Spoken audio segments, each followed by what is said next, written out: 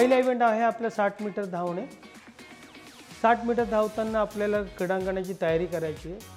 ते करत असताना आपल्याला प्रारंभ रेषा आखायची आणि 60 मीटरचा टेप व्यवस्थित धरून आपल्याला अंतिम रेषा आखायची. प्रारंभ रेषा आखताना त्याची जाडी शक्यतो बघा की त्याची जाडी 5 सेंटीमीटर असली पाहिजे आणि ती त्याच ठिकाणावरून 0 मार्किंग आलं पाहिजे. 60 मीटर लांब आपण टेप घेतल्यानंतर जी अंतिम रेषा आपण ती पण 5 सेंटीमीटरची असली पाहिजे. ती 5 सेंटीमीटर असल्यानंतर ती 60 मीटरच्या नंतर ती 5 सेंटीमीटर लाईन ही गेली पाहिजे. अशा पद्धतीने आपण साधारणतः 4 ते 5 खेळाडू धावतील असे तुम्हाला 5 ट्रॅक आखू शकता तुम्ही. त्याच्यानंतर आपल्याला ही स्पर्धा प्रारंभ करण्यासाठी आपण जो क्लॅपर दिलेला आहे आणि ज्याला आपण स्टँडर्ड स्टार्ट म्हणतो त्या स्टँडर्ड स्टार्टनी आपल्याला या स्पर्धेचं प्रारंभ करायचा आहे.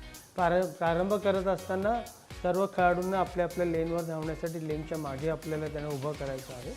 त्याच्यानंतर पहिला ऑर्डर आपली जाईल की on your marks. On your marks म्हटल्यानंतर सर्व खेळाडूंनी आपले प्रारंभ रेषेपाशी सेटिंग पोझिशन ज्याला आपण क्रॉस पोझिशन म्हणतो त्या पोझिशनला सर्व खेळाडू येतील.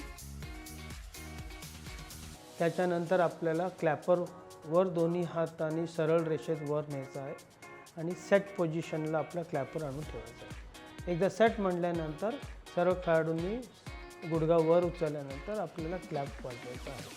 अशा पद्धतीने आपण हा ज्याला स्टँडर्ड स्टार्ट म्हणतो हा स्टँडर्ड स्टार्ट आपण घेऊ शकतो. जर एखाद्या खेळाडूंनी क्लॅप मारायच्या अगोदर जर धावला तर त्याला विसल मारून तुम्ही त्याला परत बोलवायचं आणखी ही परत रिस्टार्ट करायची असते.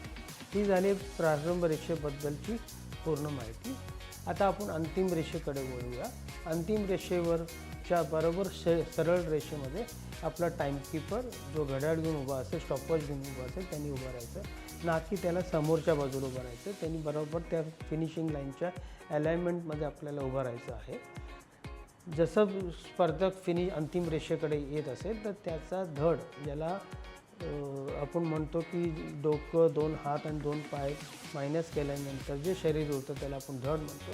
ते धड अंतिम रेषेत जसं टच झालं तर तिथे तुमचा स्टॉपवॉच हा बंद झाला पाहिजे त्या खेळाडूचा. एखाद्या खेळाडूचा जर पाय पुढे पडत असेल तर पाय गृहीत धरायचा नाही आहे. त्याचं धडच हे अंतिम रेषेला टच झाल्यानंतर आपण त्या खेळाडूसाठी स्टॉपवॉच बंद करायचं. त्याने जी दिलेली वेळ असेल ती वेळ आपल्या रजिस्टरमध्ये नोंद करायची आहे. अशा पद्धतीने आपण या स्पर्धेचं तुम्ही नीटनेटके पद्धतीने नियोजन करू शकता.